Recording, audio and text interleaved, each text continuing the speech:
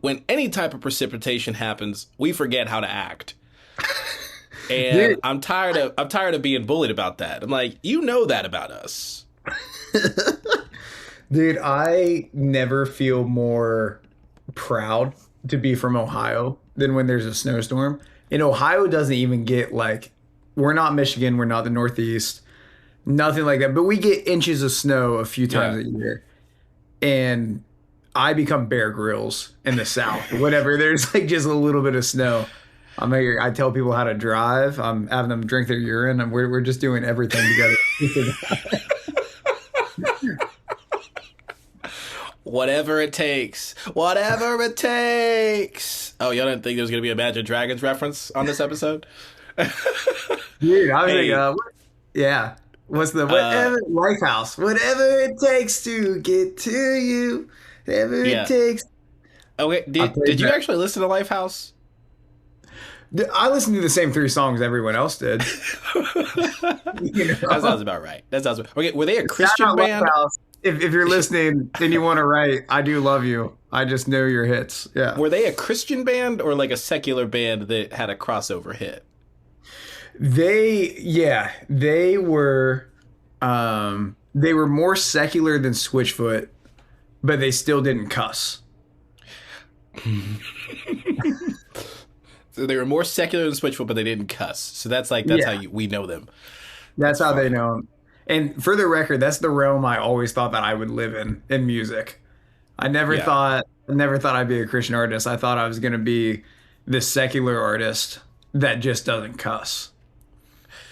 But ain't no better cusser around than you. And time to introduce our guest, big cuss guy, Eli Gable. Eli, you've been requested like in 4 or 5 comments. People are like, Eli Gable when? And I replied to a comment yesterday, and I was like, tomorrow, in all caps. Well, I'm glad my burner account- This the Gable. If I interview one more Gable on this podcast, I'm getting a free Honda or something. I'm getting a free Kia Soul or something. Dude, you're the Venn diagram of Gables and CCM. The intersection is Shama. It's that's me. I hold them all together. Gable of my present. We need to do if ever we can get you and Gable Price in the same room together. And did I say when I get you all in the same room together, we need to do a Gableception. I don't know what that'll look like. We're gonna fight. We're gonna a fight. Gonna fight. People don't know this about me and Gable. We have the same A&R at our label. Ooh. We're on the same booking, and we have the same name, and we're in the same genre. Wow. Someone's gotta go. Someone's gotta go. Dude, the amount of times that I'm talking to people, and then I realize that they think that I'm Gable Price. And what do you do? Are you like, yeah. Well, hey, hold on, my friends are calling. Dude, that's legit my favorite one. Was a lady walked up to me, and I just I'm on tour with Ring Collective. Tickets at ringcollective.com. Shout out to Ring Collective. But I was on tour with them, and a lady walked up to me, and she was like, "Hey, that was so good," or whatever. My son is a really big fan of you, but last time you played, you had your friends with you. Guys. And then in that moment, I'm like, this is not, he's going to be really disappointed if you just send a selfie with me. That's like. Really, dude. Okay. This happened to me one time. I was at Winter Jam last year. For context, KB was on the billing. So, another black guy with dreads. And I was, I don't buy tickets to those events. So I was like side stage on the floor. And this lady comes up to me. International sales. You're avoiding buying tickets by doing the compassionate international walk around. Me support contemporary Christian music? No way. Also, I do need 2 tickets to the Ren Collective show in Greenville. No, I'm kidding. So I'm on the floor. This lady comes down like the stairs, like right next to the, the drop off, where it's just the stairs, the rail, and the drop off. She gets to the bottom, And she was like, "Oh my goodness, can my son take a picture with you?" And I'm like, "Oh, absolutely." I'm thinking, big VeggieTales remix guy, this kid. So she takes a picture of me and her son, and then they go back up. And since it's like between acts, she comes back down and she goes, "KB, I just wanted to say that you mean," and I just went, "Not KB." I said, "What?" I was like, "I'm not KB." And I smiled when I said it. She walked away. I turned around, and then the real KB took the stage. It was one of those things where I thought, hey, I don't think you or your son are real fans of KB. That's what it boils down to. If you're getting Eli Gable and Gable Price mixed up, I don't think you're a real fan of any Gable. And, I was going to say something rude. No, get out of here. I hope the earth splits up and swallows you. Not get your Gables mixed up. Get out of here. I'm kidding. I need to finish up your introduction, man. Guys, singer, songwriter, Ohio-born, Nashville living Eli Gable, hot off of Rock the Universe performance, where he did not slip and fall. A lot of people think he slipped and fell. That video is AI. Eli Gable. Can we talk a little bit about how we met? Last year, music conference. Universal. At Universal. Yeah, our friendship, the Venn diagram of our friendship is universal. That's what's holding us together. I was there. I was emceeing a conference, a music conference there, and you were there, and man, we met. It was in the lobby. I can't remember where. We talked for a little bit. Somebody was like, "Hey, we're going to Universal. Let's go." So we were like, which I did not have a ticket for, by the way. But I just met all these people, and I'm like, I would drop however much money right now to just go to Universal. Well, then I felt bad because I'm like, man, we gotta go. Also, we're going to Universal's like 4 p.m. So we're not logging real Universal mileage when we get in there, anyways. But then we went in there and we walked a bunch and talked, and then we ended up having dinner at. Also, for context, it was you, another white lady, and then like 5 other black people. Yeah. 5 black guys. And where did we go for dinner? The Chocolate Emporium.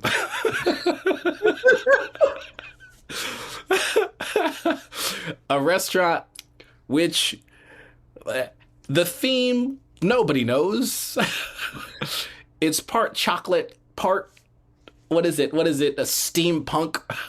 It's a fictional steam. It's as if they made a fan fiction restaurant for a story that they made up. Yes. Because I remember while we were eating in there, the I don't know, Mr. Chocolate, whatever, Mr. Emporium. I think is his name, actually. What's his name? Jacques, yes. He comes out, steampunk looking fellow. And I remember I asked our waitress, I was like, hey, what movie is he from?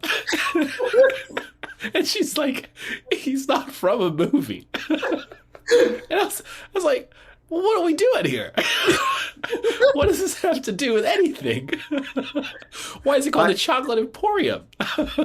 I'm going to reference one of your own videos with this, but you made the Toby Mac rapping on the Owl City thing. That whole facial expression experience was the same experience I saw you make. Yeah. As she tells you the backstory of the steampunk robot, because it's a woman. I've read the whole story. I got it on the website and I read it. This lady, I think, like in the midst of the story is that there's this girl in like France, and in the midst of heartbreak, she like wants to make the best chocolate ever. So then she meets or makes a robot to come and help her with her chocolate. And then that's what they do now. I don't think that they're like, I forget how romantic their situation is. I don't know how biblical it is, but I do know that she and this robot are making some chalk together, you know? And they own a very successful restaurant in the heart of Universal. And I only had the dessert. Yes, you did.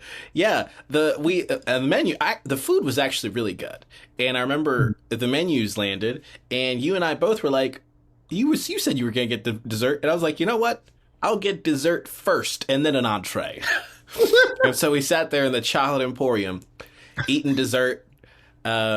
Way too loud, by the way. That whole table of all of us, we were incredibly loud, but we had such a great time. Yeah. That was one of my favorite.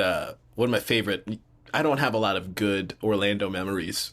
I feel like everything that's happened in Orlando has not been good. That's one of my favorite Orlando memories to date. Dude, I'm trapped in Tampa right now. Because of the snow? Yeah, well, so like Rock the Universe happened, and that was on Friday, and then I had a show in Jacksonville, which Jacksonville is a wild place. Don't get me I saw started. a horse. People were trading horses at a petrol gas station What? across from a Christian music theater and a gay bar.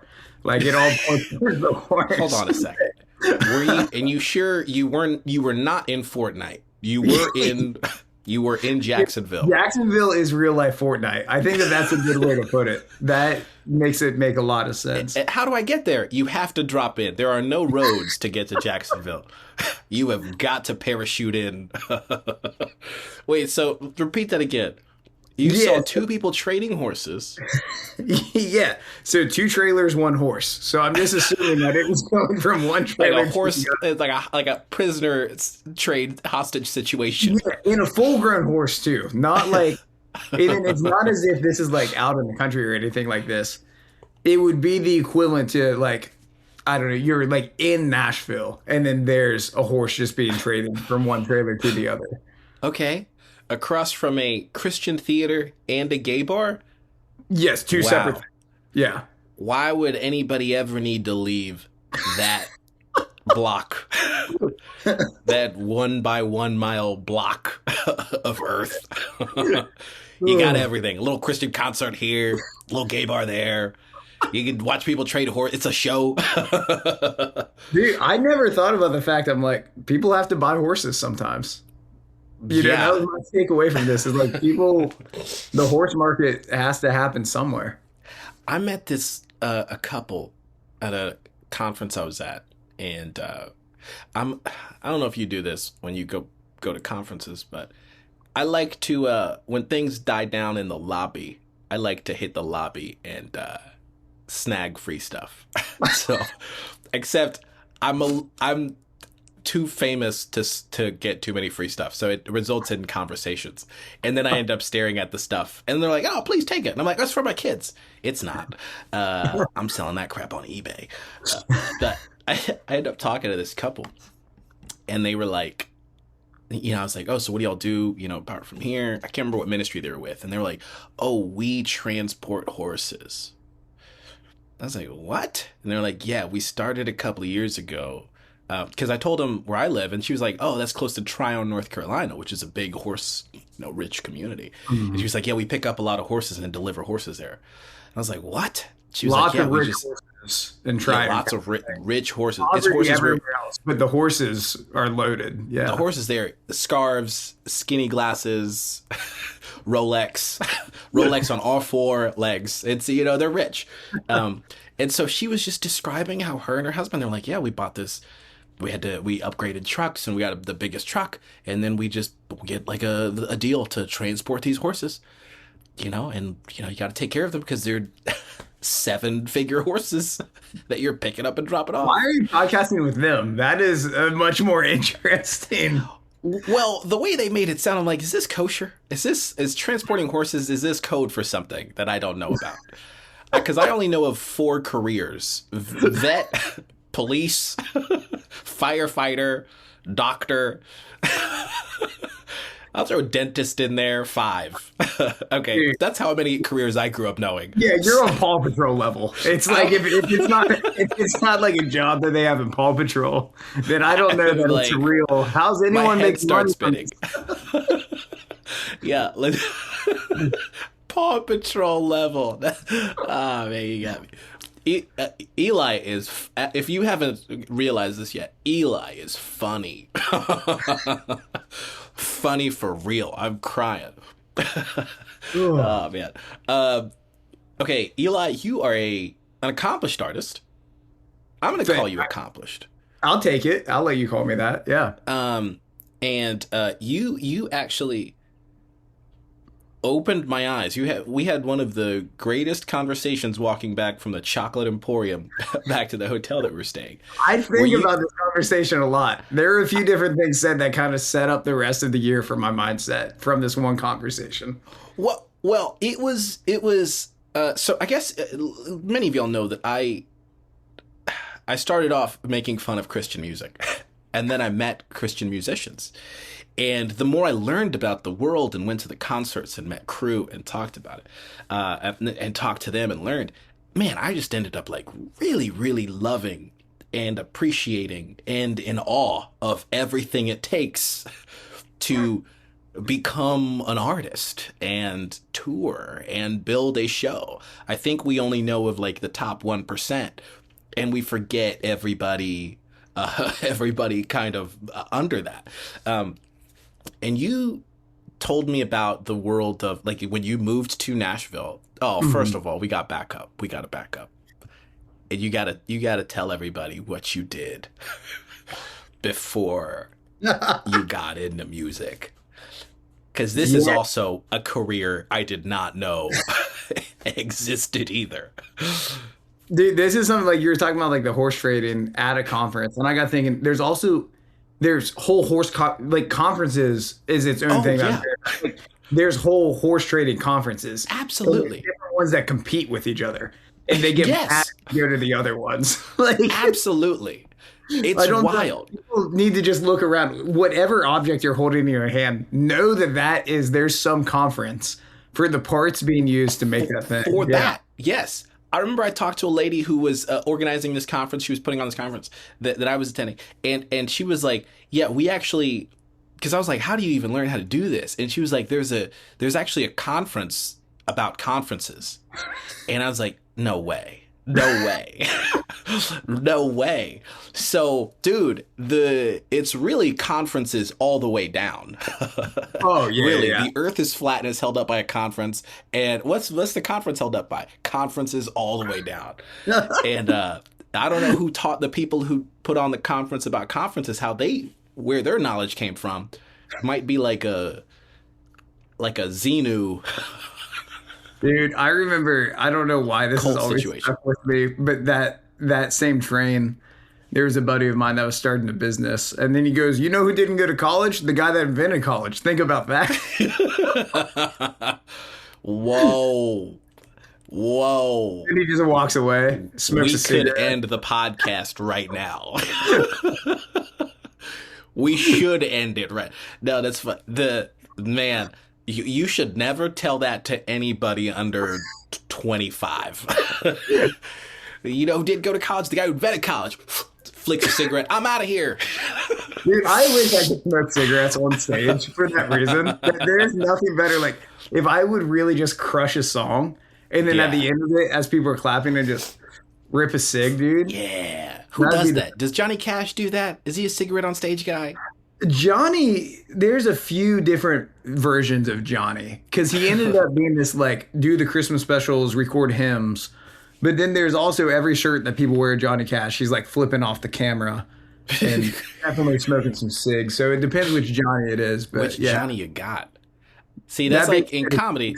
The shows at Ring Collective, it's a clean, family-friendly environment. I will not be smoking cigarettes, and but I wish that I were. He will be blowing bubbles though. That's cigarettes for Christians. If you see me between you see me leaning on a hey, does anybody have a pack of bubbles? Whoa! The crowd, somebody tosses you like a little vial. You're like, thanks. How's everybody doing out there? That's a similar fix. Like, if anyone, I'm challenging, if someone's listening to this and you're trying to get off vapes or something, try bubbles. Let's know how that goes. Have you tried bubbles? Except the person you recommending this are a doctor with like rimless glasses and a white coat. Excuse me, sir. Have you tried bubbles? I know. The nicotine patches. It's expensive. I'll tell you a cheap option, a cheap alternative. I've never played with bubbles once that the whole like container of bubbles didn't get all bubbly and soapy. You know, it can never just stay in the container. Like, I'm waiting for 3 guys in suits and sunglasses to put a bag over your head and drag you out of the room you're in. This Big Bubble's not going to like you sharing this information. Big, come at me, bro. If you're taking on, Shama's taking on everyone else in the world, I'm taking on Big Bubble. Now. Big Bubble. Dollar Tree. There's a Dollar Tree CEO who flipped his desk. Ah! He said what? He's revealing that the bubbles, it's ruined. You can't. There's a mafia table of him and the owner of Oriental Trading, which I don't know if we're allowed to say that or not. It's like, no, we can't. That's the name of their company. Yeah, that's true. That's true. And he does it. They're realizing the people, if they put together that if you agitate the vial of bubbles, you won't be able to create bubbles. It's going to ruin our whole business. Okay, but could you tell everybody what you did before you got, well, were you working in social media marketing before you got into music, or what was the timeline of that? So my whole career trajectory is while I was in high school, I got my associate's degree in electromechanical engineering. And during that, I realized that I hated math. So I was like, I want to do anything except for this thing. So then I started working at my college on like a marketing student internship thing. And then so graduation is coming. I'm just searching through what's the website that we all check for jobs on? It was Indeed?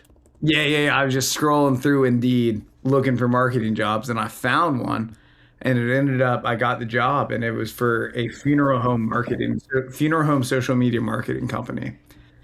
And that's what I did full time until this time last year.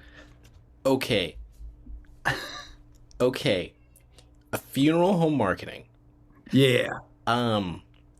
What kind of graphics were y'all putting up? What were y'all cooking up in Canva when y'all were doing this? Well, bro, it's so I worked the company on a couple different planes, not to brag, but I'm very well seasoned when it comes to social media marketing for funeral homes. I've run the whole gamut.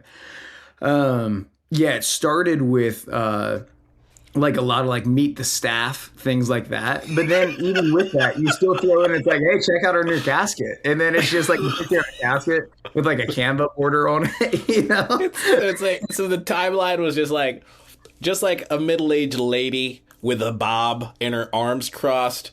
And it's like, meet Barbara. And these got more engagement than like the stuff I post now for myself. Whoa. Like this. Whoa. Yeah. Whoa. People love that. Dude, so after the Meet Barbara, you'd be like, yo, check out this new ZX7555. I'm just assuming that's how caskets are named. Yeah. The triple Z526 glass half glass top, gold trim, golden purple. Breton. I will say that is a black funeral home casket right there. And that's like the two realms of my life for a while was church and funerals, which is the two most segregated things left in America. Dude, you are right. Yeah. Jeez, you are right. And the black funeral. I never thought about that. Yeah. Hey, how have funeral homes skated by these allegations? Dude, it's just kind of an unspoken agreement. They're not taking business from each other. I don't know. I don't want big funeral to come crashing in on me too much. But yeah, I mean, just think there's very much, it's like, oh, that's a funeral home. That's a white funeral home. That's a black funeral home. Yeah. You know what? There's a funeral home maybe like 5 or 6 miles from my house that they have a marquee, like a digital billboard, and they'll put up pictures of people. And you're right, every time I'm driving by, it's just white people. It's just and I bet in your town there's also a funeral home that is like they're predominantly just doing. I sound really defensive about this. Like it's not just the whites. No, the black funeral home, the hearse has spinning rims, and it also what is that? It's got the air pumps where the cars like the front of the hearse is going up and down. And the hearse is playing Ja Rule the whole time. The Nah, main nah, difference I learned, black funeral homes wear gloves when they handle the casket. Oh, what are y'all doing at white funerals? Dude, we're just doing the same thing. They just barehanded. Yep. I don't like that. No, I want gloves. I want I don't gloves. like that. I know I'm dead, but like, have some respect. I don't even want a casket. I want natural burial, dude. I want you to like dig a pit in the backyard, Is wrap that me an in a option? Is that Oh an yeah, option? it's an option. Yeah, from dust to dust, baby. Just put me Wait in a the second. ground. That's an option? It depends on like what state you're in, but it's more like I think by the time you and I pass away, like every state, It's all these that's my all dream. these freaking crunchy people. All these raw milk drinking people. I drink raw milk. Yeah, I'm gonna want you guys to bury me in a bag, dude. Bury That me in should a be actually when cloth you order bag. raw milk, that should be some like funeral home like marketing. You get that Yeah. transaction, they ping that somehow. You get that text like, "Hey, you want natural burial, right?" Like, It's like that organ donor question. They're like, hey, oh you yeah, want to donate organs? You're like, yeah. You order raw milk. They're like, hey, you're not gonna want a casket. You're gonna want gloves, right? You want white gloves, no casket, right? You're like, yeah, you're right. that's the You got Starbucks me. order. White gloves, no casket. White Yeah. gloves, no casket. I need you to know that we have to move on. I can talk about this all day. I am so fascinated. We don't have to move on. What am I saying? This is shallow. Okay, so you got into this in high school.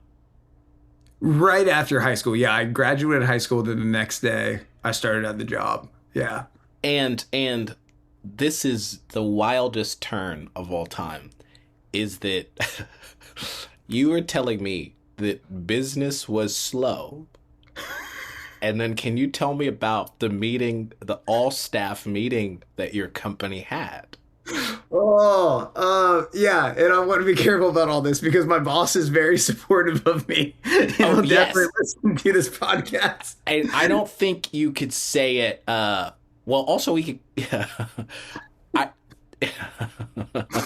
We can be careful, and also we could go back. We could go back through this if need be. I could go back through this.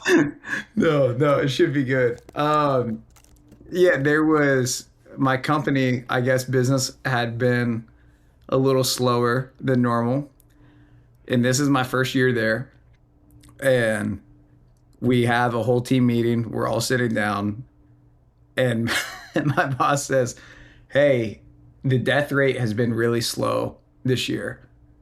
That's part of the reason that business is down because funeral homes, if people aren't dying, they're also not spending money because they're not making money." The good news is death rates increase after the first freeze, and that happens tonight. And we Mm. clapped. That was Oh. After the first freeze. yeah, it's a fun Is a fact. Yeah. It's a phrase I've never heard of before. Dude, And, that first freeze and, ball, and that's the Black everybody Friday. clapped. Yeah. Um, Myself included, for the record.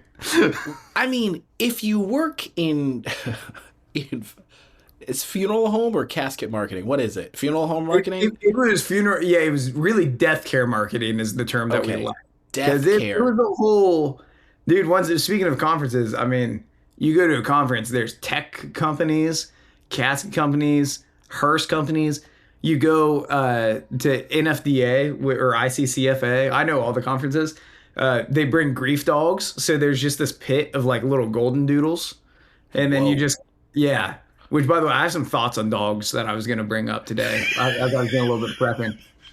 But so I don't want I to need pigeonhole it those. just to caskets or funeral homes. Like we'll do it for all those companies. I sat in a lot of meetings for a lot of different things that I didn't realize touched on funerals. But yeah, Whoa. yeah, Okay. And then also, you said there was another turn where uh, COVID happened. yeah. COVID was great for business. Yeah, that was.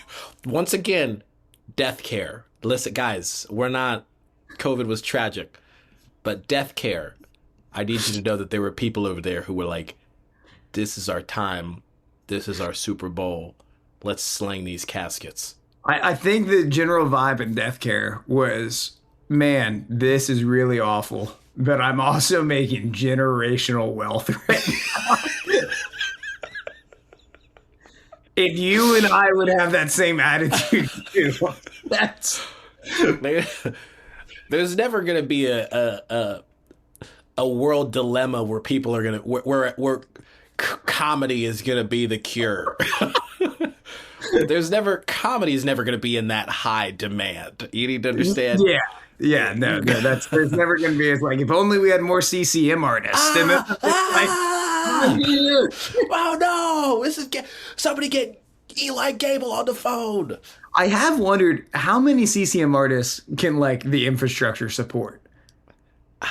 Like how many could it be? Twice as many as we have now? Half? Should it only be half as many? I don't know. I'm like, I mean, okay. there's Okay, 10 spots on Winter Jam. So that's just where it's There's 10 slots. No, you are right. I think a couple of years ago I had I think we were talking about this on the phone last week, but I had this kind of reasoning about like, oh, mathematically I have gotten as far as I ever thought I could, and this could be it, and that's fine for yeah, me. yeah. Uh yeah, I don't know. I mean, you're right. You're right. How many? Because the thing is, for every like new artist, I remember we were talking on the phone, and I'd mentioned a new artist, and you were like, "Yeah, I hear them mentioned a lot. I wish I didn't hear them mentioned as much as they are." But I'm like, oh, for every artist who's getting mentioned too much, there's another artist who's forgotten. It's There's one for 5 one. Eli's for every artist. That's true. It's interesting, but yeah, how many Christian artists can the what did you say, the ecosystem, the market Yeah, support, the yeah. economy? Okay, you explained to me that okay, so why did you move to Nashville? Yeah, I wanted to be a country songwriter. That was like my goal my whole entire life. Okay, I wanted to like and write for other artists in at the country. time, were you said you were not a good or No, great singer or songwriter? no, and there's evidence. I have a spam account on Spotify, Eli No, Gable official spam, no. and it has like some like demos from like right after high school or some stuff that I recorded in high school Yeah. and stuff like that. Like I have all that stuff uploaded there, and there's proof that I was not a good singer at all. All right. So when you told this to me, I was like, what is that? That doesn't mean anything. That doesn't mean anything because you're a good singer now. Maybe you're underplaying what your ability was. And then you explained to me the whole concept and structure of writers' rounds, Yeah, which could you talk about that? yeah. No, so writers rounds, it's what yeah. It's one of the most what would it be the equivalent to? It's not It's the like an most open entertaining. mic. Yeah, it's Okay. like Oh, open mic. It's not the most entertaining show most of the time, but sometimes it's incredible. But it's a group of artists. We like line up in a row, like literally like sitting on stage in a line together in rows of 3 or 4, like 3 or 4 of us on stage. And then like I sing a song and then I tell the story behind it. And then just the next person starts singing their song. And then we go around and we do that round and round like 3 or 4 times. And that's what I did like 200 times, if not more, my first year in Nashville. Was sit unreal. on the stage in front of a crowd of like 10 people and just sing the same four songs over and over again. Yeah. And then would you get pointers? Would you get advice? Would you get a pat on the back? A hot dog? Dude, sometimes you get some free food, which was cool. Okay. But the main thing is there's this whole like and I think I was actually got some TikToks about it that people are saying this doesn't quite exist anymore. There was a whole kind of ranking of like the different rounds that you wanted to be a part of and be invited to in like these different venues. So what you're hoping is that like, okay, if I crush it tonight and people like my songs, then maybe I can start writing with this person and this person plays at this round. And then there's always legendary lore at every single round of it's like, well, Brad Paisley stepped in there once. So, you want to do that, like that's like that. And you're trying to get up in that world while you're meeting new Yeah. people. And then, yeah, and then the same thing happens to all of us is that we do that for a while. And then we're like, I need to release my own songs. And then you put out your own song, and then everyone either realizes that they should never do that again or they become a full blown artist. And that's Yeah. what happened to all of us, of my whole kind of class in Nashville. Yeah. That's okay. And this is that whole process is where you said you got good. Yeah, yeah. I was singing like once to twice a night for like 5 to 6 nights a week for like a year. Yeah. Listen, I know mathematically this is how you get good. Like this is 10,000 hours, right? Yeah, But if you explain this concept to anybody who is in music, I feel like there are a friend that told me a while back. He was like, dude, anybody who's a good singer in their town is probably the worst singer in Nashville when Oh, they yeah, moved to Nashville. yeah. And I was like, oh, that's like a different game than because you got everybody's like, oh my god, I've been singing since I was 5. And then you got Nashville, you're singing 200 times a year at these write arounds. Yeah, if not more, yeah.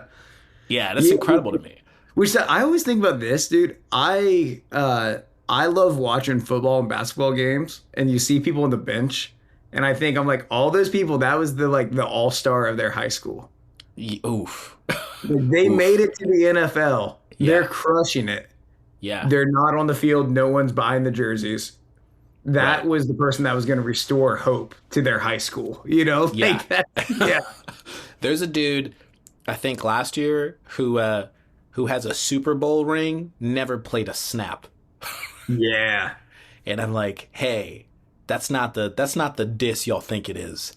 That's incredible. That Yeah, dude's body's intact, 0 concussions. Yeah, no concussions. Great It's money, like, Super Bowl what? ring. Yeah. Yeah, come on now. Big house. I'm assuming this dude's making great. Like, come on, what are we talking about? Is he just a vibe? At that point, or you just kept around like because it's like, oh, he's a good Yeah. hang. They're like, you know what? Suit up. We're not going to let you play, but suit up anyway. You know what I mean? Just Do NFL we need teams you. have personality hires? Like, is there still a couple people that was like, hey, he's never gonna play. We're never, but man, he's funny. Like We need his energy.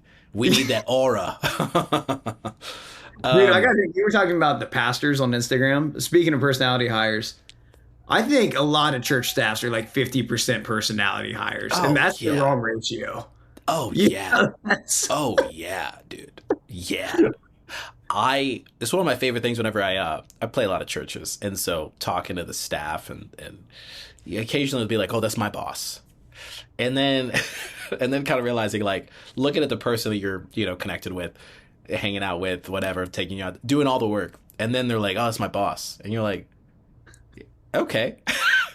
So they rolled up in here late. Oh, does your boss? It's usually media people, and I'm like, oh, does your boss? Is he like a producer? No. Oh, is he like an accomplished film? No. Oh, is your boss? Is he like really good with social media? Dude? Like, no. He just left. He worked at Facebook. Maybe he worked at whatever, like a label. And you're like, dude, if I could make a career from bouncing around, having not actually done anything, oh, that's the dream. That's the dream. Oh, we could do it, dude. We could do it. I feel like maybe that's the next pivot is you and I like plan a church together. I Because I mean, think come on right now now. we have church, dude. We have church planner resumes. Ooh, Think of it I like we mean- work in the Christian entertainment. Like, yeah. yeah, we've done some. You're right podcasts. there. We Christian artist and Christian comedian plants a new church in Nashville, Tennessee. We have to. We're legally obligated to. Nashville, in the heart of downtown Nashville. That's for real. Like, whenever I look up all the artists that I grew up listening to and stuff, it's like, and I'm fine with this. These are great career because I'm hoping that this is my future. Is if I listened to you growing up, you currently now are like working for a label. You're the worship leader. You had a church plant. Nonprofit. Yeah, nonprofit. Or you're doing like really shady stuff. And it's like that it's one of those 5. Like either things but like that's the CCM retirement is you become Yeah. a pastor. You know, like Hold on. Can I tell you what my CCM retirement is a deconstruct.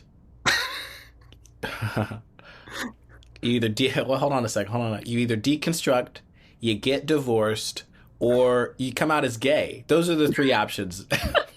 If you're tired of working in Christian music, pick one. that's the three outs. Pick one and move to Kentucky. I don't know. You gotta move out of the way. Pick one and move and drop into Jacksonville. Start trading some horses, dude. Yeah. Yeah, yeah, that's it. I gotta start trading more horses, man. That's Um, yeah, dude. I That'd think be weird.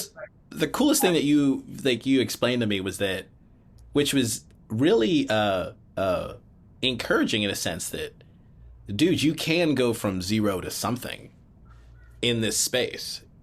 Like it doesn't. I'm not going to use the term like willed it, but yeah, but you like worked yourself into being like an artist. Dude, yeah, no, And you got signed to a label and you tour. And I mean, I know everything is not like you've not accomplished all your dreams and goals yet, but I'm like, dude, you from from death care marketing to where you're at. You're the only person through that pipeline, by the way. I hope somebody hears this and they're like, "This is how you become an artist. This is how you get signed to Capitol Records. You have to work funeral home marketing for 5 years." Then And becomes then, a launching pad. but also, okay. Here's the other thing. For every for every Eli, there is a guy who moved to Nashville who did writers rounds, and is still a bartender, and he's 67. Like Yeah. I think that's the part that most people in chasing if you're chasing your dreams, some people won't catch it. And that's tragic. But, this is welcome back to Chasing Dreams, everybody. No. I feel like people are taking notes now. We've gone from Scala to like hey, do you want to hear about the lower middle class of Christian music entertainment? I'm your guy. Okay, that's No. I just love that. I appreciated that. It was cool. And I think you and I both. Last week we were talking on the phone for a while, kind of commiserating about where we're at. We have the same agent. We're at the same agency, WME, and I like to. I think now. No, it's definitely not you. It's definitely me. I think I'm the brokest talent on the WME roster. WME, when they signed me, put my picture everywhere at their office. Like, it was, there's nothing more flattering than walking into that building. They have it projected on the floor. They have it on the walls. I'm walking on my face. I'm walking by my face. My face is on the ceiling. And then after that, I have made those people hundreds. Did I say hundreds? Tens of dollars so far since they're commission based. And listen, I take it from somebody who's invested in Shama. It's a bad investment. If I could go back in time, I'd invest in John Christ. Sure, the stock took a dip. Sure, John Christ stock had a 2008. But guess what? Just like the housing market, it bounced back. It bounced back. Look at you. You invested in Shama. Where are you at now? Listen to this unsuccessful podcast? Come on now. Go listen to Net Positive with John. This whole podcast is just a stepping stone to Net Positive with John Christ. He's got a real studio. I'm sorry. Oh. Yeah, so you can connect me with John, though, right? That was our agreement. Yeah, the amount of people. Bro, what I'm realizing now. I did a couple projects with John Chris, and John's awesome, by the way. But dude, the amount of people who are like, "Hey, I'm gonna, are you gonna be at the John Chris show tonight in Alabama?" I will not. Do you think you can get me tickets? I'm not in Alabama. John's running a business. Would you? That's like, you're like, hey, do you know the manager at Chili's? Do you think I can get a free triple dipper? No. No. Go to John the Chili's, get a buy you're come Josiah on. Queen. That's like, and I've only opened up for Josiah like once, and then people are like, "Yeah, get me into this concert." I'm like, dude, I don't have that type of pull. Dog. Yeah. But you can't get me tickets to that Josiah Queen, though. Do you have his number? Do you have Josiah's number by chance? I do have this number, yeah. No, it is funny. Let's compare our phone contacts. Let's talk about everyone in the CCM world that we have their contacts. That'd be I got some hitters. I got Dallas. I got who is it? Dallas Jenkins of The Chosen. Oh, KB Josiah Queen. That's the holy trinity of Christian celebrities. I was hanging out with Ring Collective, and for the record, they didn't bring it up. I brought it up. I was like, hey, do you guys think within this van of people, or this bus of people, that there's anyone in CCM that we're not within one contact of? And then we kind of we started naming any name that we could think of, and between mainly them, it's like it's like, oh, this person would have their number. And then they asked me, who's the most famous person in your phone? And I go, probably you guys. And that's a humbling moment to be in. Hey,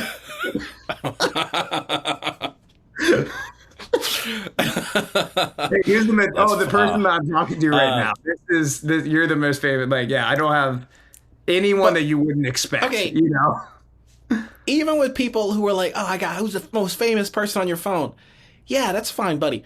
Are they gonna respond? Oh, yeah. Because if they don't respond, that's pretty much your call in air. It's like, I got Dallas Jenkins' number. I mean, what am I supposed to do?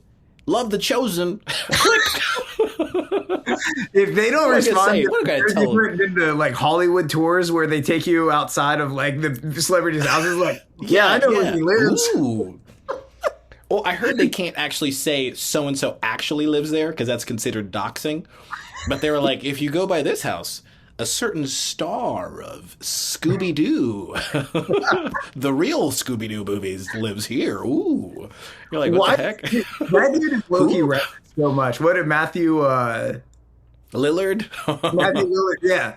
He is the guy that you would see on something like that. You're perfect. Like, whoa. No, that's funny. I can't remember where we got off on why we started that tangent, but I'm thankful for it. Okay. You've come a long way, though. You should be. I was talking about we were commiserating last week. Yeah. Because you did a couple shows last week, and you're like, oh, they're going to be small shows. And I was like, hey, I'm doing some of those this year. It's all right. Yeah. You know, I don't like making money. And we'll just post pictures from the ones where people came out anyway. So yeah. There's an industry secret for people. If you've ever wondered, it's like, oh, weren't they like they posted at this place? Didn't they just play this next place? Why didn't they post there? That's because ticket sales at least looked low in person. Yeah. Or it's like every other night of the tour, you're seeing like all these crowd pics, and then there's one, it's real tight shots of them up on stage. Yeah. That's wait, where's the crowd? People. Yeah. Ding, ding, ding, ding, ding, ding, ding. Yeah. I follow some artists, and I'll keep up with their tours. I'm like, oh, must have been that Dothan, Alabama show must have sucked. I'm never going to Dothan, Alabama, dude. So I've been hating on Dothan for I think a little over a year now. And people are like, why? Trading capital. I'm sure it is. I don't know if anything else that happens there besides Christian theaters, gay bars, and horse trading. But I was looking at somebody's. I think it was like oh my goodness, who was it? I can't remember his name. Oh, Jordan Feliz. He was like kicking off this tour. And he was like, I'm excited to kick first night in Dothan, Alabama. And I was like, no, not a real place. Not a real place. And I was like, if you stand up and go, hey, I'm so excited to be here. No, you're not. You are not excited to be in Dothan, Alabama. Playing at freaking First Baptist Dothan. Oh, it's so good to see you all. It is not good to see them. It's not good to see him. You don't want to be there. You wanted to be at the arena in Birmingham. But your career is not at a Birmingham arena level. So all that I want is all that I want is to play all the places that I grew up going to. So there is like a real thing of it's like you go to the same city, but it's like, oh, I didn't grow up going here. No, in this vineyard. yeah. Where's the arena? Where's that Winter Jam arena? No. That's what I'm saying. And then, yeah. But then, you've seen, there's nothing more pitiful than a arena that's not full. Like I've seen pictures be like, oh my God, look at this Lil Wayne concert. He was 3 hours late. Of course he was. That man is addicted to lean and weed. Do you think he's concerned about putting on a great show for you guys? Be reasonable. You went to a Lil Wayne concert. This is my red flag, and this is where I'm just delusional, is keep in mind this booking it. It's not like I've sold personally an extravagant amount of tickets by any means for any show. I'm not out here packing up by the thousands or anything like that. But I look at an arena and I'm like, it doesn't even look like that many seats. Well, it just depends on if they do an arena proper, because they do half bowl and stuff. Did you see Nate Bargatze's when he sold out Bridgestone Arena? Did you see pictures from that? Oh, I did. That junk was, dude, it looked like ants. Yeah, because literally it's just him in the center and then floor seating all filled out, people up to the rafters. Yeah. I looked at that and said, that doesn't look like that many people. You were like, I could do that. What is that, an hour of jokes? What do I do? Put my arm behind my back? Hold a corded microphone? I can do that. As you know, I love stand-up comedy. And then part of it is because I'm a little jealous of it. I'm like, oh, you don't have to hire a band ever? You're not setting up Ableton tracks? You could do an arena tour and just pull up the way that I'm touring now in my Toyota Camry. That's... Now, you do know that there is envy among comedians and musicians, right? Oh, yeah. Both of us, a lot of comedians, dude, I look at people in music and I'm like, y'all can't stop winning. Yeah. You can play the same song. You have this hype. and then musicians look at comedians like, come on now. You're up there yapping, holding a water bottle, riffing. I've altered my career in entertainment once because I got tired of lugging things around. I used to play drums for people a lot. And so I was I would do the writers rounds, but then I got a ton of gigs playing drums for other artists. And I got tired of loading up drums. And I'm like, I'm just going to do the guitar thing. That's a lot easier than the drum stuff. So, wait. What did you do with the drums? Did you you buried them in the woods? And then people would be like, hey, you still play drums? You're like, play what? I've never played drums. You started gaslighting people. I'd be like, I've never played drums. I saw you play drums. That wasn't me. How do you stop being a drummer? That's what I'm trying to ask. You kind of. Speaking of sin, there's Nate Bargatze talking about he's thought about quitting comedy, and he was like, "What do I do? Call Bill Cosby and just be like, hey, I'm done. Who do you quit to?" Hey, I'm done. Was this before or after Cosby allegations? I think how you quit is the same way that you quit doing anything like that you're not getting paid for. Which is you keep on accepting jobs, but you make a really big deal about it. As people ask me to play drums, I'm like, hey, just so you know, I'm kind of getting out of this. I'll do this one more time for you. But I'm kind of on to the next thing now. That's kind of how you break up with drumming. That's you sound like an addict but people are like, hey man, hey, you want to smoke this little bit of weed? But hey, I'll smoke it with you. Last time. I'm actually trying to get out of smoking. I'm trying to clean up my act. I hate the symbols aren't good for me. I've had fun doing the fills, but I can't do that anymore. Not sustainable. Yeah. So that means that I could easily see myself being like, man, this guitar case is getting carried. It's getting a little heavy, as of reason. I could probably just leave that at the house and write some jokes. What are you going to do? how do you go down from guitar? You can't just go from guitar to jokes. You got to get to like I don't know, ukulele and then And flute. I see big things happening for the ukulele very soon.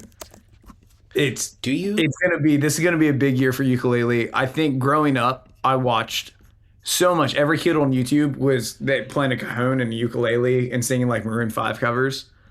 And that's the Yeah. type of energy that's coming back into this year. Guess what? Guess what I have? A ukulele. It's Yeah, my time.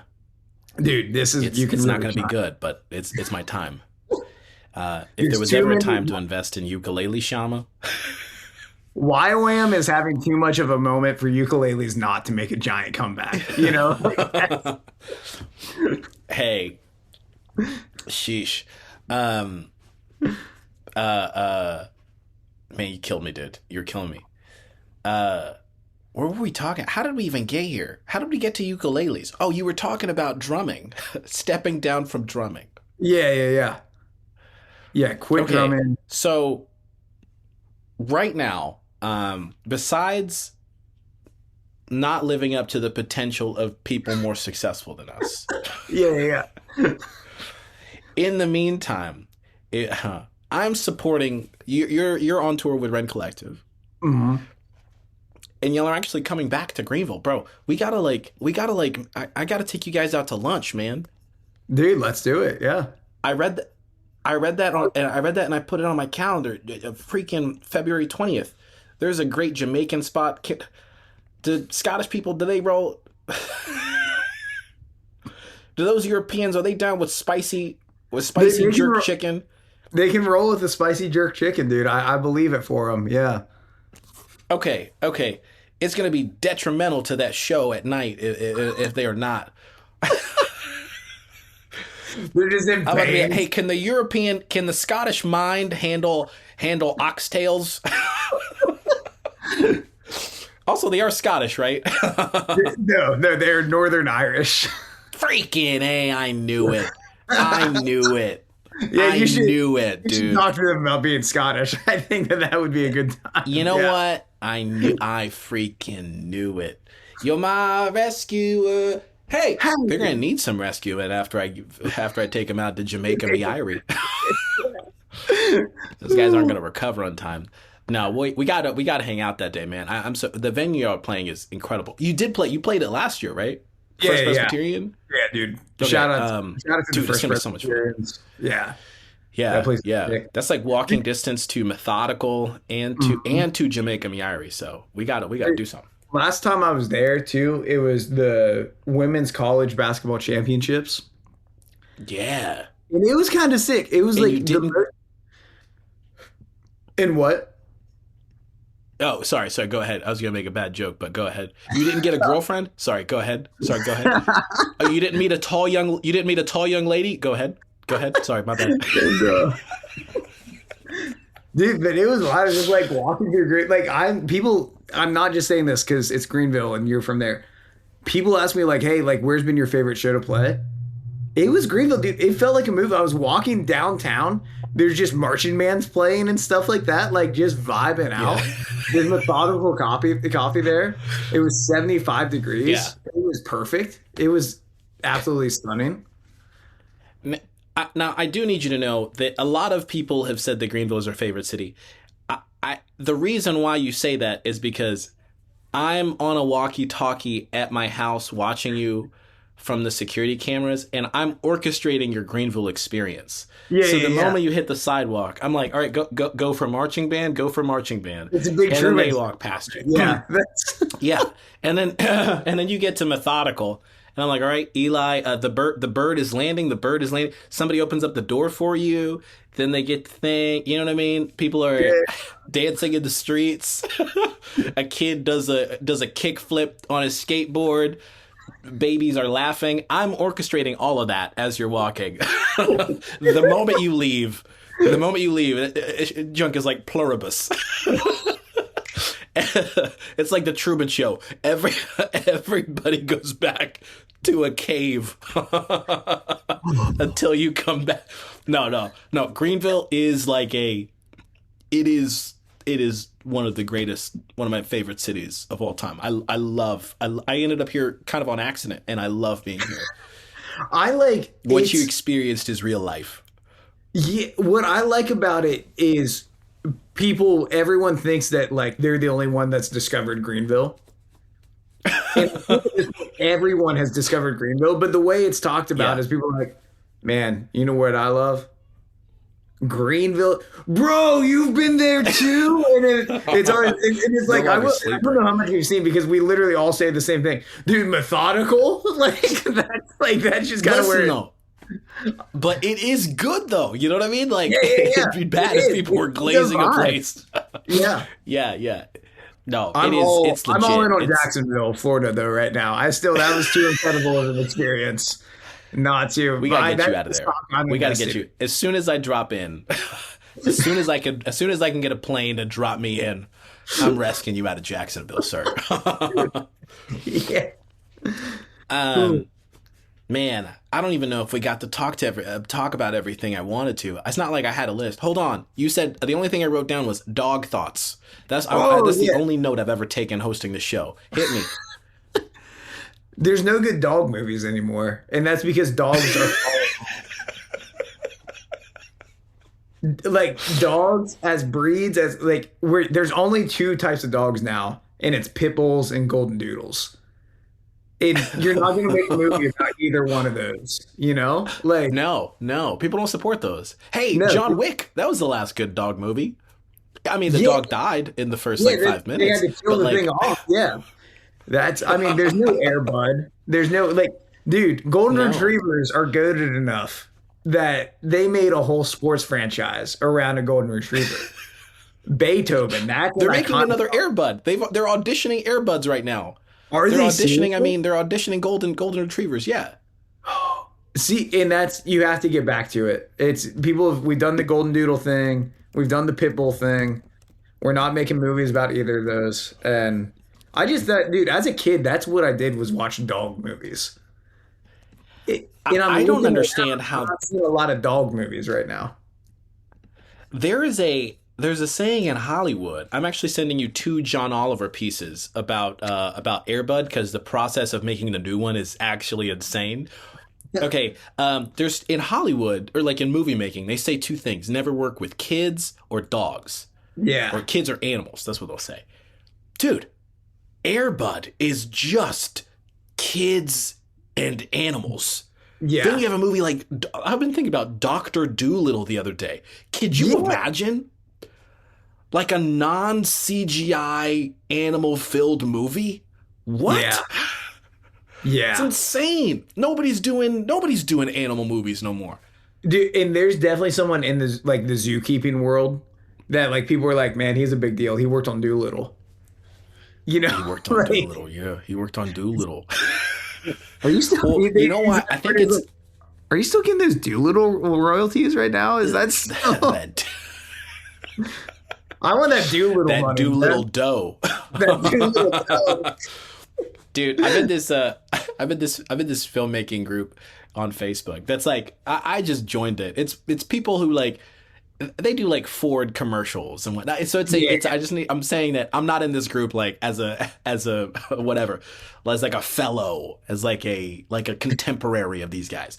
It'll be like, hey, who was the DP of the first season of Severance? And they'll like chime in the comments. They're like, yeah, I can't really say what filter we use, but and in that group, somebody one time they were like, "Yo, I'm working on a commercial," or they said they were working on a film where they needed a cockroach, and to like scurry across the table and yeah, then on the floor, then climb up a table, and somebody left a long comment about they were like, "Hey, I highly suggest that you hire this person." Because it's CGI, it's not going to look right. We had to hire a cockroach wrangler. Now it will run you about $12,000 for the day, but this guy is like a professional. And so I remember reading this comment and being like, "Oh my gosh, here I am trying to use the ounces of talent that God has given me to make the least amount of money." And there's a dude who's training cockroaches And these cockroaches are union. That's dude. It, oh, that is mind blowing. A cockroach Yeah. wrangler. His dude. Yes. Here's Yes. the thing. Okay, that's one of those jobs that it's more about. I think is less about skill and more about you're willing to assume the risk. You're like more like he's not a better cockroach wrangler than I am. He's more willing to crawl under a table. Okay, like that's the only difference between he and I is that he's willing to do this. He's willing to take the hit of like, oh, someone stepped on a cockroach. And that's my bad. He's just more willing. There's not a skill difference between this man and me. But there is Hey, a also, $12,000 not a a day skill. pay gap. If you've ever lived in a house or apartment that you paid less than $1,000 a month for, guess what? You were also a cockroach wrangler. Or are a cockroach wrangler. You just have to wake up in the middle of the night, go to the kitchen, and turn on the lights. I hope that this Now, dude. if you're really committed, put them in cages. Put them in cages, and teach them how to do some tricks.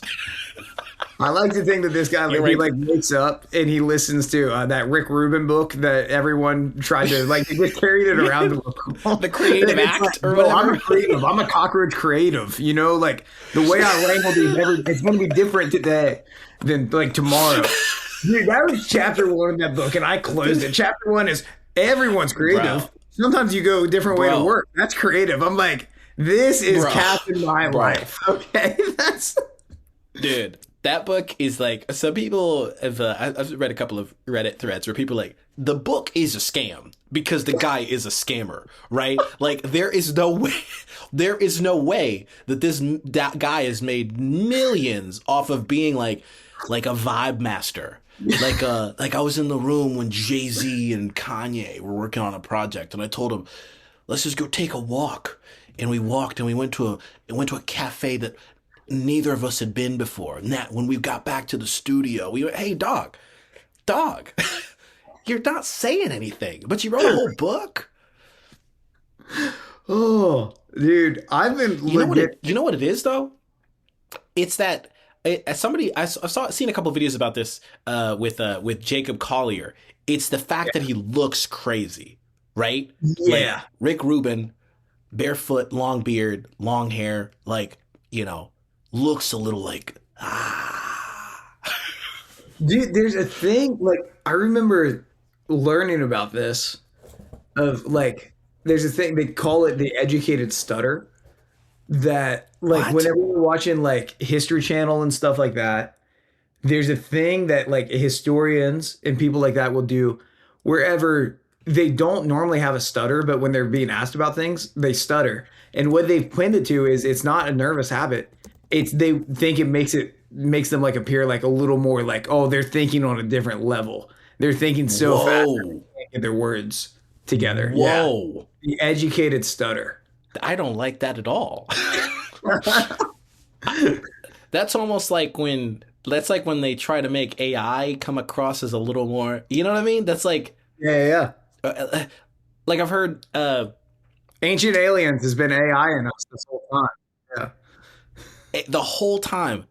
There's I read this thing one time where hey, if you're a plumber and you get hired to somebody's house, or an HVAC guy, and if you do the work and if it's easy and you do it in 2 minutes, you can't just leave and then charge the person $800. You have to sit out in your truck for a little bit and be like, hold on, let me make a phone call, let me try to figure it out. And then after an hour has passed, you go back, and they call that a professional courtesy. The educated stutter sounds like it's just a different, it's an educated stutter in different clothes. You know what I mean? Yeah. It's just smart people trying to make dumb people feel good.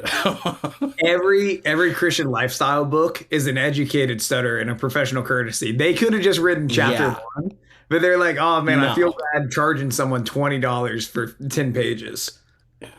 So they have to write the rest of the book. Buddy. Hey, the formula to those books is a little story, a Bible verse, and then 30 pages of connecting the story to the Bible verse. Yeah. That's all it is. Yeah. Oh man, my son fell off his bike. And you know what? David also fell in sin on the roof of his house. And just like my son, and just like David, the rest of the chapter is just, and my son learned a very important and David learned a very important lesson. And that's what you can learn from both my son and from David and from me. Bikes are hard. Chapter 4. I don't know when it like dawned on me. I was walking through and like, dude, I'm kind of a theology nerd. I like going to like conferences and stuff like that. I love preaching. I love listening to good preaching and stuff like that. And like, so I love all the Bible commentaries. I'm reading like a nerdy Kevin DeYoung book on like a very specific topic. Kevin DeYoung's good, dude. Yeah. I do. And he sounds like John Mulaney. I've never listened to him. I've only listened to his book. What is it called? Just Do Something. And I re-listen to it like every year. Great book. Yeah. And I'm such a fan of that show that book that it kind of shoots. I was walking through a Christian bookstore and then it was like, there's like biblical commentary and then this Christian living section. And the Christian living section is 80% of the store. I was like, I don't know that I need to learn that much from these people. Like this isn't like breaking down a scripture or anything like that. This is like how to not have, lustful thoughts until you're married. Like it's like written by, I don't know. Like it's just who knows, maybe someone like really, maybe I do need that book. Maybe someone really needs, but I'm just looking around like this. It's like we have the Bible. And then these are books that is like, hey, we take 2 Bible verses and then we write a whole book about it. And I'm like, I don't know. Just like, go to church. I don't know. Well, it's also, it's like, man, we're getting deep. But it's also very much advice that the average person can't do. Yeah. Like most marriage books that I've listened to and like that whole lifestyle balance, it's like, drop the kids off at their parents' house, at your parents' house. Yeah. Take a weekend in the mountains. Whatever. Fill your wife's car up the next time while she's at dinner finishing up. Blah. And it's like, buddy, I'm putting $20 at a time. And also, we live hundreds of miles away from both in-laws. From my mom, thousands of miles from my mom, and like 4 hours away from my in-laws. So what you just described, it does not work. Get a babysitter. Check into a hotel for 7 or 8 hours. Just spend time. What are you talking about?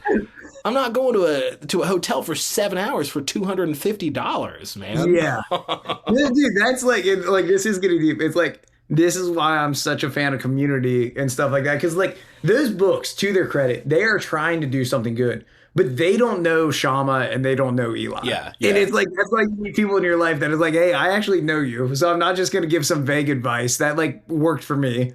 It's like, here's your situation. Let me help you out with this. Yeah. And I think that it's my issue with that. It's I'm having a breakthrough right now. It's not the books.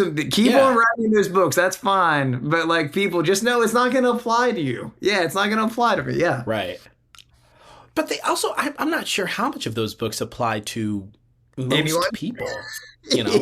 Like I remember my father-in-law saying, he was like, if you go to Kenneth Copeland, televangelist, I think he's worth like $750 million. Yeah. And my father-in-law was like, hey, if you go to his church, there aren't nice cars in the parking lot. Yeah. And I mean, it's like, there are no billionaires at Kenneth Copeland's church. I doubt there are that many millionaires. So he's almost like selling a false bill of. Well, I'm not gonna go that route, but yeah. You can tell that he's attracting a specific type of person to try to buy into the whatever Kenneth Copeland vision he's got cooking. All I'm saying is it'd be wild if you went to a gym and you never saw anyone get in shape. You know? Like, Yeah, you'd be like, I don't think I don't is think this this gym gym people are doing? working out here. Yeah. This gym's not That's really funny. Golly. Yeah, but I mean, listen, all those people writing those books though, way richer and more successful than we are. So Oh, maybe we yeah. need to shut up and learn something. I'm gonna say that I've been trying to. I've legit thought about like, I'm not above it, dude. I'm like, is there a book that makes sense for me to write? Because those book advances, dude. I'm living off the advances, dude. I need that next advance. I need that book sale advance. Yeah, yeah. I think I posted on Instagram on my stories one time where I was like, I need a book deal. The book is gonna be crappy, but I need that deal. I really need y'all to know the book. I can't. It's gonna be horrible, but I do need to. One of my favorite one of those books is Jackie Hill Perry's "Gay Girl, Good God," which is like, dang, okay, okay. I was a little gay, but God's good. That's the whole book. Yeah, I read it for you right now. That's the whole book. The cover says the whole Gay, book. bad, God, good. I don't know why I'm ragging on her. Sorry. Dude, we need a That whole paywall book, that we like- can really get into some stuff that I'm just trusting A. that The people la- that make money off of me aren't going to pay money to hear me say things. I'm sorry. I need to cut that part out. I had a girlfriend. Now I got a husband. Chapter 8. Oh, man. Also, I heard the end of her book essentially is like, I still miss my girlfriend every day. But I'm a Christian now. God's good.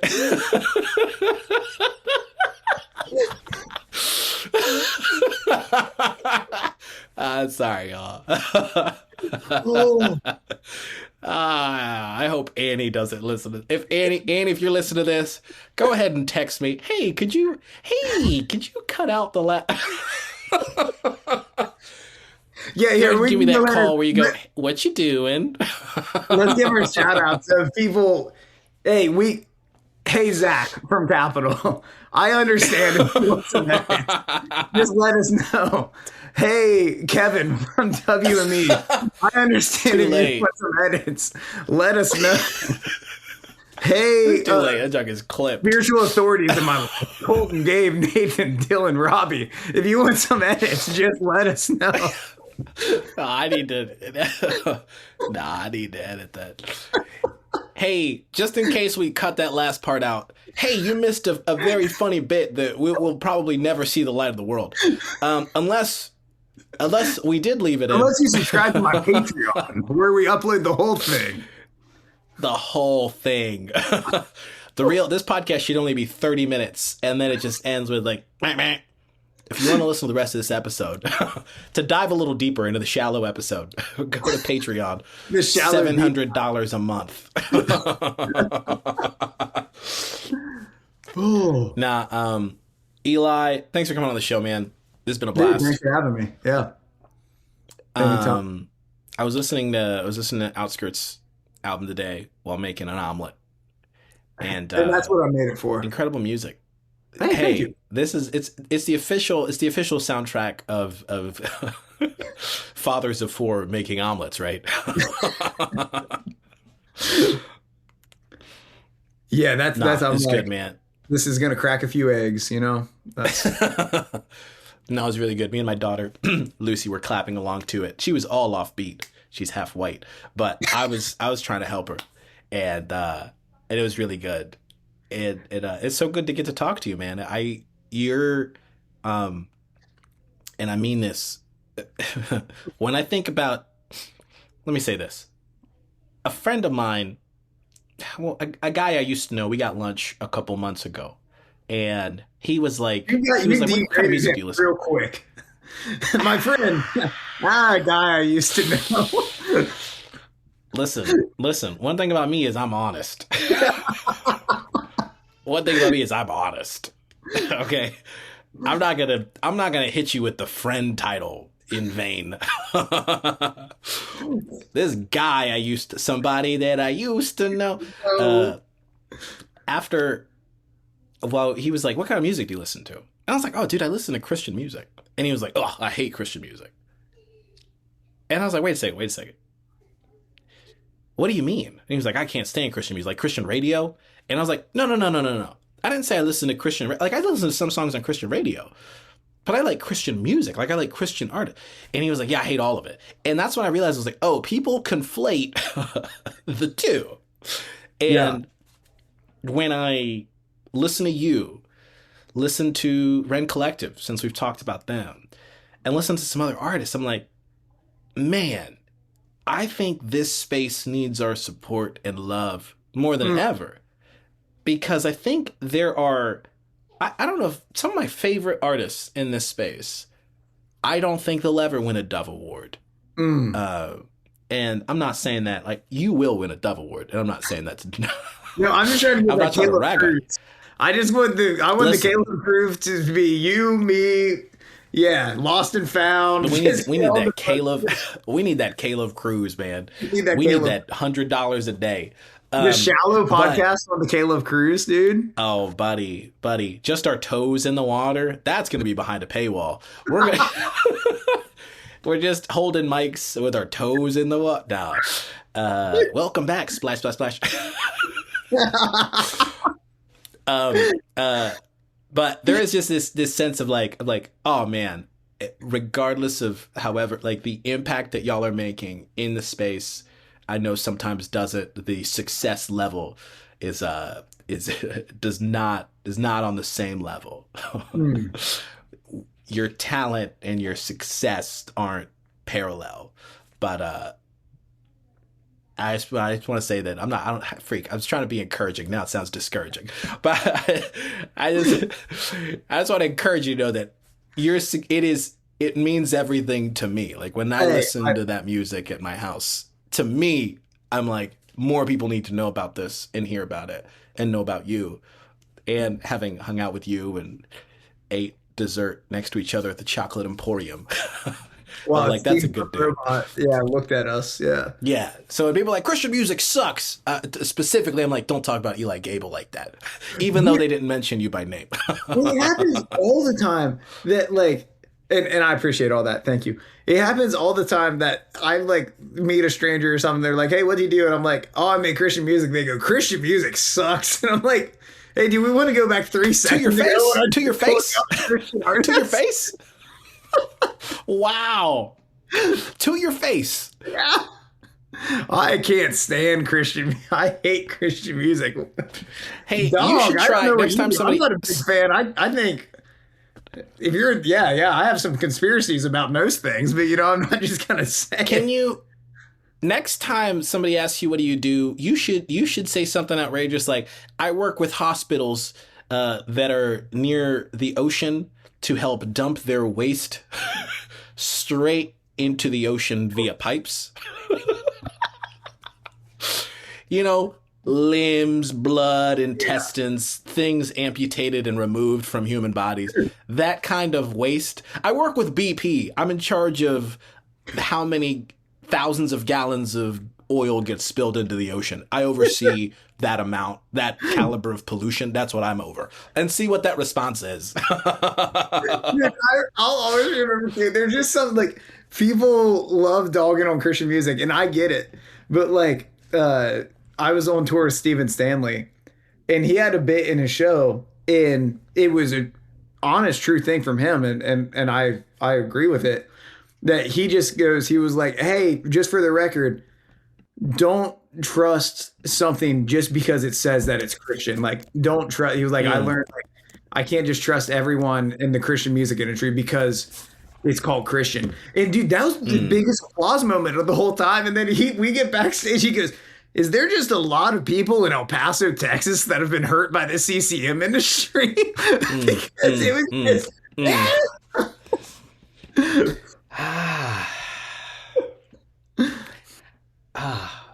Well, It's simultaneously, Christian music is a source of great joy and great pain for a lot of Yeah. people. Yeah. Like, dude, you go on any Christian song on YouTube and the comments are testimonies. Nobody told anybody to write a testimony. In a Like, YouTube comment. freak, Yeah. no, people are just writing out like, man, I listen, dude, and I'm going to be honest, man, like, freaking, shoot, Double Wars last year, I met Israel Houghton, Yeah. and I remember telling him, freaking, hey, it's funny, I'm simultaneously a Christian music op and a lover at the same time. I met him for the first time, and I was like, hey, man, I just need you to know, and I really did mean, I'm like, dude, I was like, Israel, Mr. Israel, Mr. Houghton, I was like, dude, I used to deliver pizza, and your music carried me for like 2 years. And I meant it. Like, all I listened to was Israel and New Breed. And I almost teared up because I remember crying to his songs and like delivering and like all these things. And there was the same time there's somebody else who could look at him and be like, Christian music sucks, man. You know what I mean? So it's like one of those things that's like, how has it invoked such strong emotion from two different camps of people at the same time? No, dude, it's wild, and it's, I don't know. I've grown to love. Like, I mean, I grew up loving Christian music, going to like Winter Jam and a live festival and all that stuff, and then I don't know. There's something inherently, it's like fun to hate on, because then I had this moment that I was like, I'm never doing Christian music, and I guess that I was that guy, and then I started making it. I'm like, oh, I kind of love this, and like I see the good in it, and like. Yeah, and then now I look back at myself and I'm like, oh, I was 18. That's what it was. Dude. Yeah. The hardest takes I've ever had in my life was when I was 18. Nothing can ever just be like, oh, that's pretty good. It's either this is the greatest thing ever or this is trash. Dog. That's dog. Group chat I'm in with my buddy PD and Chase the other day. They were like, hey, I've been going back. I'm deleting all my tweets up before 2 years ago. Yeah. And I was like, guys, I deleted my Twitter entirely. You don't understand the kind of things that I was rattling off in 2014 by myself. Fame. Pre-VeggieTales remix. I'm not going to reference exactly what it is, but so for listeners that don't know, we met last year. I've been DMing you since 2019. I told you when your first song went viral on TikTok. I went back. The 12 days. Oh my gosh. I DM'd you. I was like, hey, I don't know if you know this, but this song's like going off. I have literally, I think I've watched every piece of content that you've made since 2018. And this is where it gets really weird. I discovered you on the Ex Youth Pastors podcast.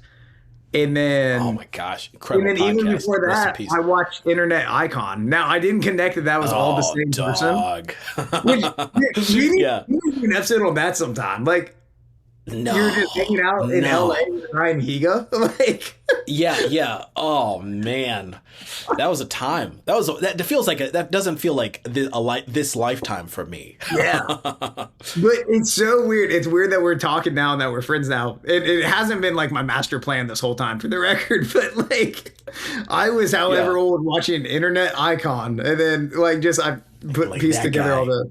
One day we're going to go to the Chocolate Emporium and order dessert and figure out that restaurant's lore together. Whoa. I don't know where I was going with that. I was saying, so I've watched all your content. Oh, yeah. I remember you and PD had this conversation on Church Stories, though. And you were talking about a heinous comment that you made about like a local tradesman. And then how that was the snap in your brain is realizing like, oh, maturity is like, you can't just say everything. Oh, yeah. I know exactly what I said. Yeah. I had taken a picture of a guy who he owns a plumbing business, and he has his face on all the trucks. And I took a picture of him and of the truck. I was delivering pizza, snapped this picture, and I was like, man, this dude looks like a serial killer. And a guy I go to church with, who's a very successful photographer, DM'd me and he goes, hey, he's actually a great guy. I also took that picture. And I was like, Oh. Dude, if your ops hear this though, now they're gonna DM you. They're gonna start sending people, "Hey, he's actually really nice." That's Clearly, I haven't learned my lesson, though, based on the comments I just made like 10 minutes ago. oh, Ah, man. oh, Some things, I am so concerned about being funny first, period. yeah, Period. yeah. I'm going to be funny, then a good Christian, then a great husband, and then a great father. In that first, I'm gonna be hilarious. And The then I'm clown gonna figure out ministry. how to apologize to God and my wife and my manager and my and W and me later. There is a Oh thing boy, have though, I? like when I started doing Yeah, podcasts and stuff, I've done a couple, and I kind of just decided I'm like, oh, I'm just gonna talk how I normally talk, and then no one has cared, which has been good. Like, and I don't know if it's because like yeah, no one's even really listening, but I thought that I was gonna get like all this pushback. yeah. Dude, people were like, "No, we're used to talking to you. This is just kind of what you do." Yeah, Well, but also you're in a space to where, you're a space in where Christian artists are not encouraged to speak their mind. right. Um, I don't know if somebody's had that conversation with you in particular, but I've heard that there was big talk of like, hey, don't be deep Yeah, on the red carpet or any kind of interviews, and I mean, deep is all we have. Ironically, as I say this on this podcast, but I'm like, I mean, life is deep. Dude, there's a real thing like how I this is a weird metric that I think about things in my head, but it's like traditionally where people have wanted Christian artists to live is like if they were a Bible translation, it would be the NLT. Like they don't want Mm, you NASB, but they also don't want you the message, you know. They no, want you in no, kind of this. It's like if someone's having a bad day, you can say something to yeah, just kind of encourage them. And that's yeah. it. This But is I have this I have this thing that I thought about last week, and I wanted to make a video about it, but maybe it's not gonna work. But I was like, dude, you could shoot a Christian artist in the face with a shotgun, and then a month later they would be on K Love, and you would ask him, hey man, so you just got shot in the face, and they would go, yeah, I went through a really dark time. I went through just a real, just like a we had just a tough season in which my family and just myself, like my self-esteem, the devil. You're like, no, no, no, no, no, no, no, hold on.